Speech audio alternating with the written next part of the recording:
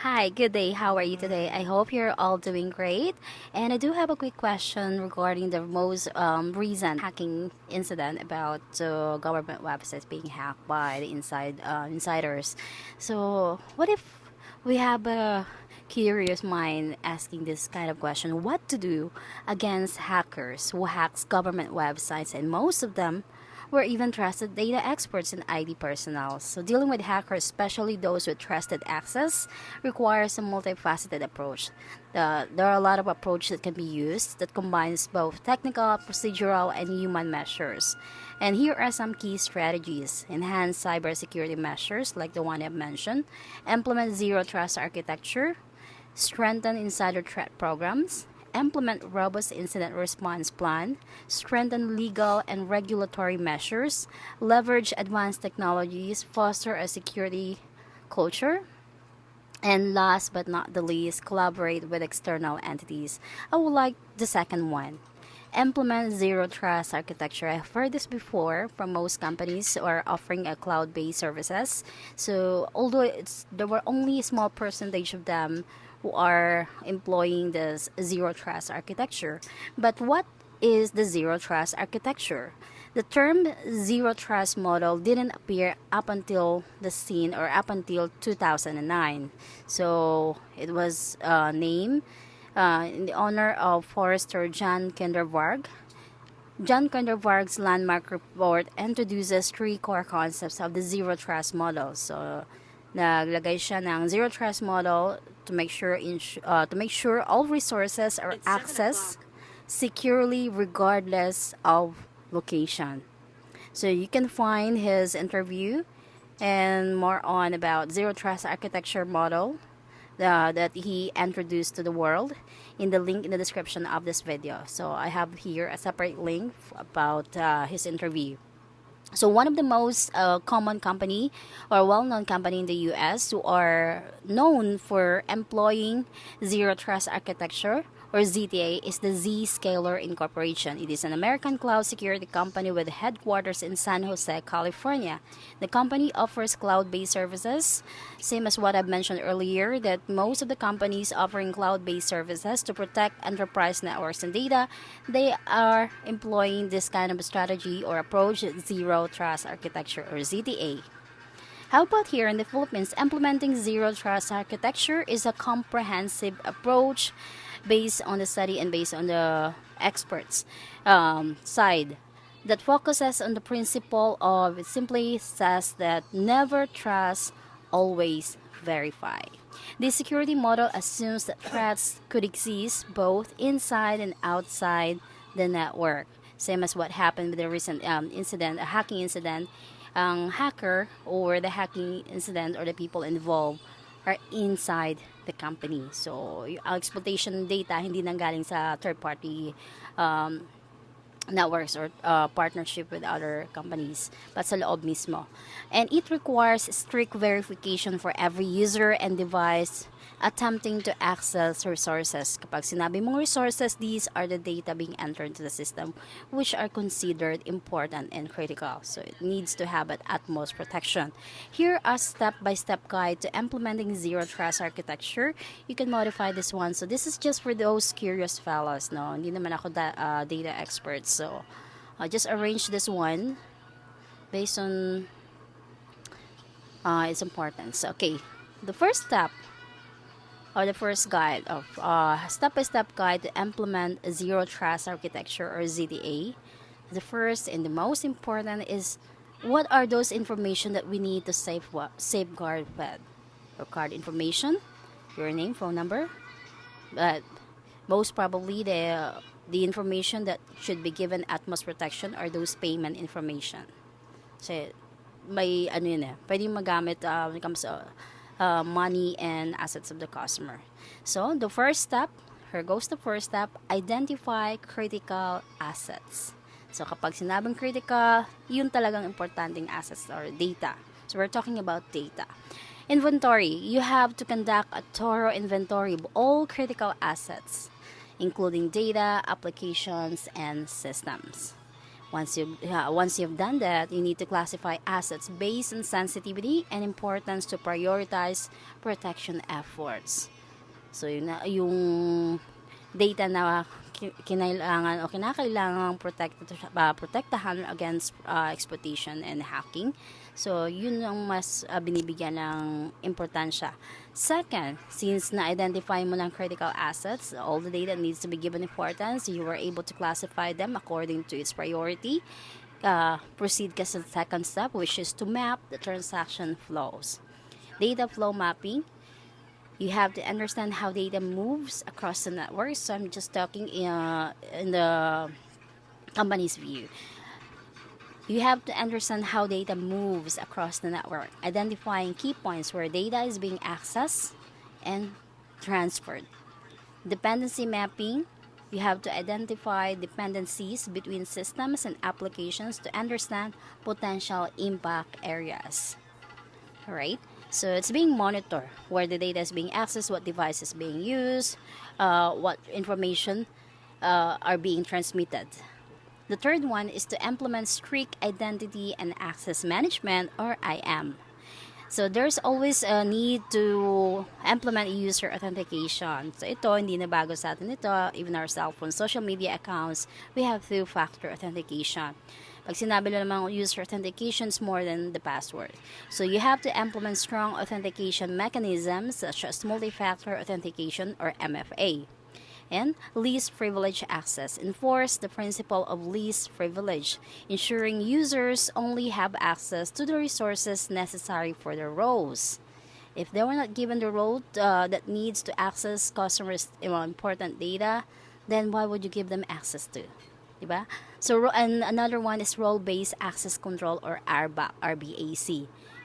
We need to utilize this to manage permission based on user roles. So, kapag hindi ka naman data expert, you don't need to have access on data, you don't have any password or a user's account to access that sensitive information. Hindi naman yung part ng trabaho mo, di ba? So, simply saying that you have to make sure people use more than just a password to log in, like a code sent via their phone. Notice nyo, if you activated your two-factor authentication code or security in your Facebook account, aside from entering your password, there are security keys. So whichever you would like to send it to, whether gusto mo na naka-register yung per device, may key ka, security key, or you would like to save it in your drive or save those series of numbers. Kapag nawala mo, then you can request another one. Yun lang, medyo lang siya, nakakatamad lang siya. Because every time you log in using your other cell phones, if you have multiple smartphones or you have multiple gadgets that you normally use to access your social account or that particular account, then you will need to enter those security keys. Alright? But you can also, there's a way for you to add those devices as trusted device. Pero minsan, yung mga devices natin ay medyo makakalimutin, nawawala sa list ng trusted device, and it does ask you again your two-factor authentication key. But it has a higher importance. That's for securing your account against hacking and exploitation of your data. So, nandun na yung RBAC. Under the third one, only let people access the information they need to do their job. Tulad ng sinabi kanina, and just-in-time access, or JIT, you only give people access only when they need it and take it away when they're done. Sometimes, dinidispose natin yung mga papel na pinagsulatan natin ng mga sensitive information ng customers. So, when I was a call center, as an agent, as a customer service representative, of course, we are facing a computer, assisting customers on the line. So we're asking for their phone numbers so we can pull up their account and we can see all their informations online on their account, like their card information, everything.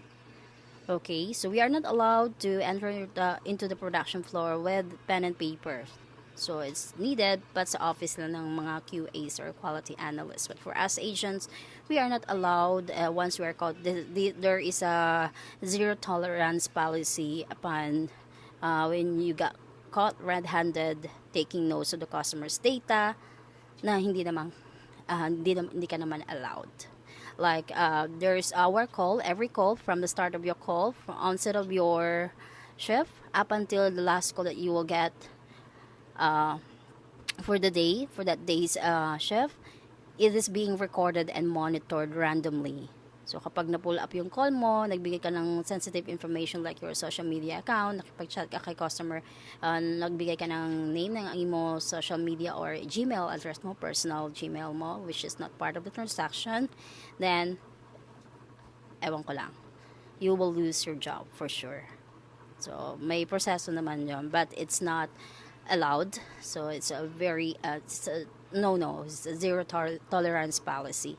And same thing with the customers. So, once the customer give out their social media account onset, kung pwede mo lang mapigilan or masaway, just make sure onset pa lang, just educate the customer. You are not allowed to exchange like personal informations aside from what they have on their account, and may script pa naman doon. So, dinodispose yung mga pinagsusulatan ng mga information ng customer if there's a need to write it, but most of the call centers that went to were not allowed to take notes of the customer's account unless reference number, or we need a supervisor to handle the call for serious cases. So, that's what we meant by strict identity and access management on the third step. The fourth one is micro segmentation. We have two things that needs to take note under micro segmentation: network segmentation and granular policies. When we say network segmentation, you have to divide the network into smaller segments to limit access and contain potential breaches. After which, implement granular security policies for each segment to control access and monitor traffic. So it's simply saying that you have to split the network into smaller parts to limit access to sensitive areas. Then you can use lists to control who can access different parts of the network. Then here comes the Zero Trust Network Access, or ZTNA. You have to make sure that you verify users and devices of the users are trustworthy before giving them access. Notice nyo, every time you call in the customer service, so home credit, for those who have experience calling customer service or chatting them precisely, they don't cater calls, so it's always chat response or chat support system via home credit app. So they always ask if you are a card holder. If you are the account holders, you have to answer yes or no. Kasi nasa script na nila yon, no? Nasa system na nila yon. They always ask for your account number. So of course, may account number ka para mabuksan nilang account mo or ma-pull up nilang records mo on their end. So they keep on asking that. So kapag na-disconnect ka sa chat, nag-connect ka naman liwat sa chat support system, it will be assigned randomly to different agents, possibly or most probably ibang agent naman. They will ask the same thing all over again: your phone number, birthday, if you're the account holder, yes or no, something like that. So it's always being asked because they have the policy that they need to make sure that the users on the phone who are calling and asking assistance about their account is the account holder, because it's being recorded, and the devices that you're using should be trustworthy. Okay. And the fifth one is continuous monitoring and analytics. So there is always a real-time monitoring. They must continue monitor network traffic and user behavior for any signs of suspicious activity. There's always anomaly detection, so we can implement that one. We already have advanced technology nowadays. We have machine learning to detect anomalies and potential threats in real time. So, high-tech na tayo ngayon eh. Security Information and Event Management, or SIEM, is being implemented as a solution to aggregate and analyze security events from across the network. So, simply saying that the company needs to use software to watch what people do on the network and look for unusual actions. They are constantly checking for any strange activity or security issues. And they keep detailed records of what everyone does on the network, although not all companies are keeping the detailed records of every transaction done on the network and review them regularly. The sixth one, strong endpoint security. You have to deploy endpoint protection solutions to secure all devices accessing the network and ensure all devices meet security compliance standards before granting access. So this one is provided by the company. They were given employees were given computers. So some computers known there are no unnecessary apps or anything a program that are not necessary to do their job or processing customers requests or any transaction needed na gina-offer ng inyong company. And Zero Trust Network Access implements ZTNA solutions to secure remote access to applications and data. So simply saying, in layman terms, use tools to keep an eye on computers and devices looking for threats. Regularly check that all devices follow security rules before they can connect to the network, and only allow approved programs to run on work computers. Okay. Number 7 is data protection. Encrypt sensitive data both at rest and in transit to protect against unauthorized access. We are online sites like social media sites. They are encrypting. So hindi naman ako nag-encrypt nun. So they are encrypting our passwords. They are hashing it. So na-share ko na yun sa last video ko. So it's the same thing. How about how much more will those banking website with sensitive information from their users? So they need to put a higher priority to keep them or safeguard them. There is a data loss prevention or DLP. Implement DLP solutions to monitor and control data transfers to prevent data leakage. Although sometimes it cannot be avoided, but it's being part of the zero trust architecture. Remember, trust no one and always verify. So basically, in data encryption, we're just saying scramble sensitive information so only authorized people can read it, and use tools to watch where data goes and stop it from being sent to unauthorized places. So if you have a MacBook or some computers, I don't know other brands, so I just know this, but most of the laptops nowadays, they do have all those different programs being built or built in as a package for that technology or that gadget na meron siya mga secure protection or like a built-in firewall to make sure that whoever who will be using or accessing that technology or laptop or computer, their information can be protected. Okay, so, it will log you up from any unauthorized or untrusted websites. And there's always a need to keep an eye on what happens in databases to catch any unauthorized access. Number 8, application security. Secure development practices like incorporate security into the software development lifecycle or SDLC. We have web application firewalls or WAF. Deploy WAFs to protect web applications from common vulnerabilities and attacks. API security. Ensure APIs are secured and monitored to prevent misuse and attacks. Notice nyo, kapag naglalogin kayo sa any banking site, like let's say BDO, Metrobank, Landbank, PB, etc.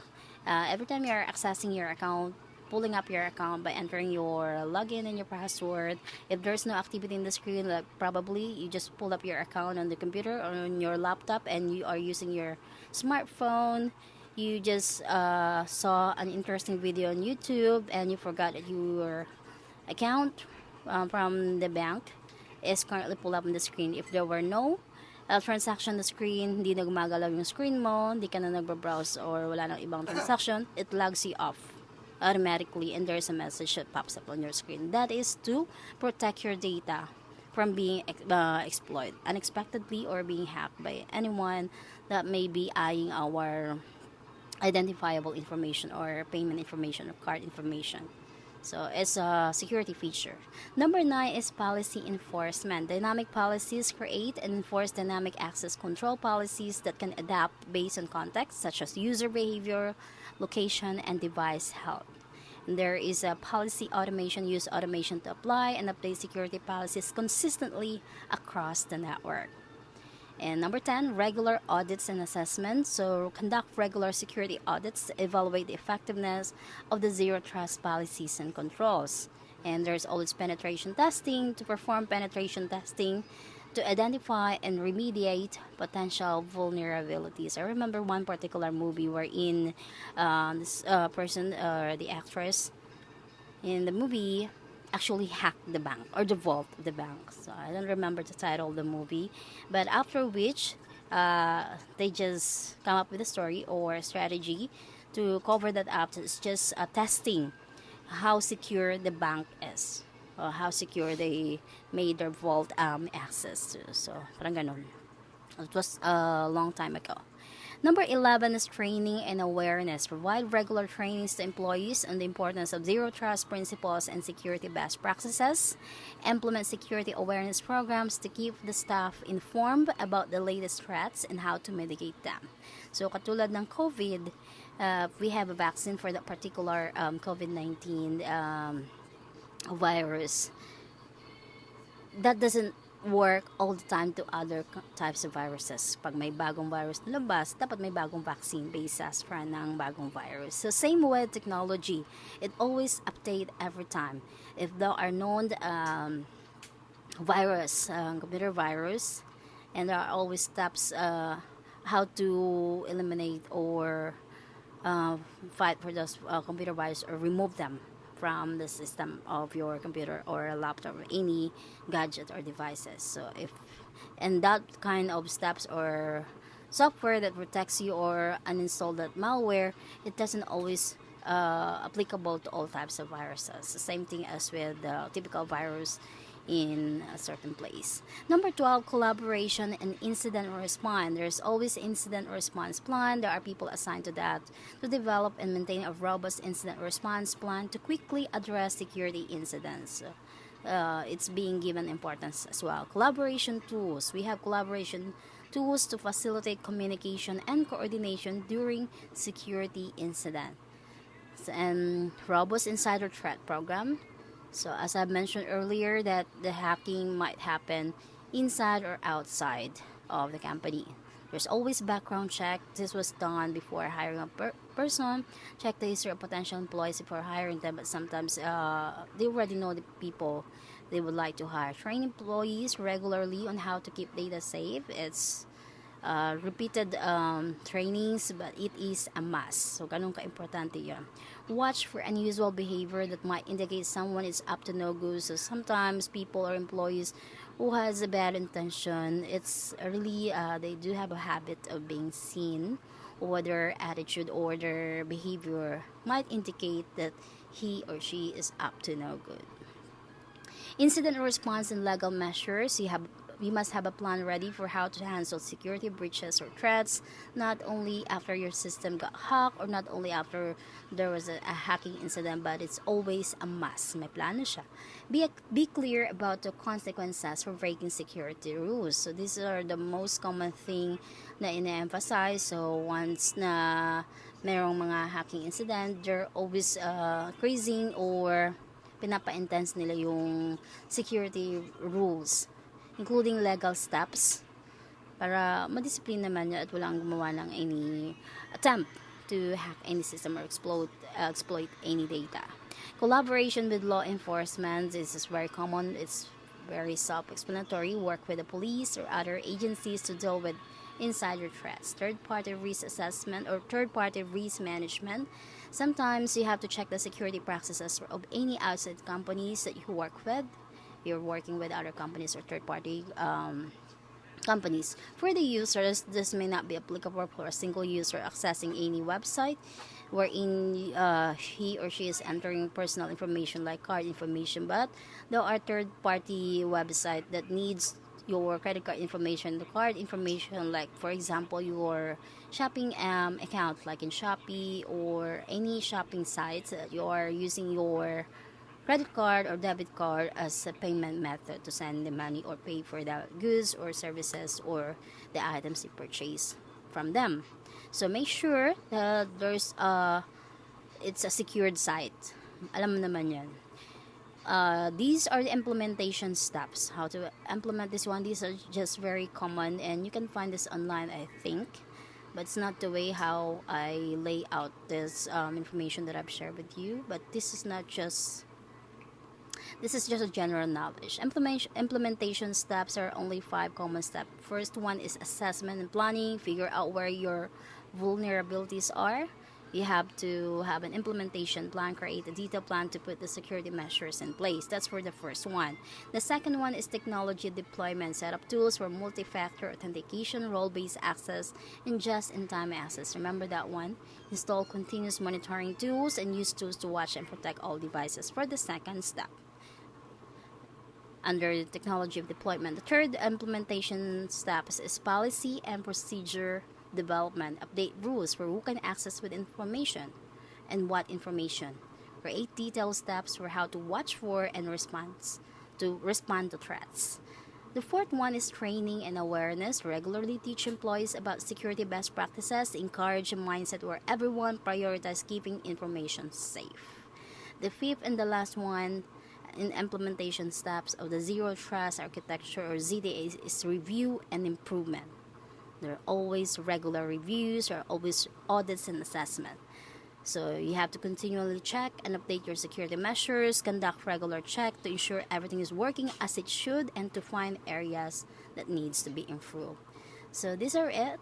I hope I didn't bore you with all these technicalities, and you can find online about the idea of the zero trust model of John Kendervark, Forrester's John Kendervark, and how it's being implemented. Who are those companies employing the ZTA? Actually, here in the Philippines, if I'm not mistaken, PLDT is also using this kind of strategy, zero trust architecture. I don't know for the rest. Maybe not updated, but I heard it somewhere. Okay, but anyway, you can check that one. Again, thank you so much for listening. I hope to see you next time and have a good one. Bye.